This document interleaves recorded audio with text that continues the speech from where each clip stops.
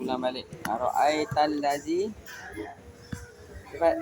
Ara'aital ladzi yukadzibu bid-din. Okey. Faza. Salah. Fazalikal ladzi yad'ul yatim. Cepat. Itu surah apa? Itu surah sebelum dia lah. Sebelum dia. Apa cakap kan sebelum dia. Mana ada faza? Okay, ada baca Ilah. Ila fi Quraisy. Ila fi syita'i was Irah kata syita. Tak. Apa tak kata syita. Syita. Ada banyak kali duk silap ke situ. Falyabudu rabbaha salbai alladhi at'amahum min ju' Lagi?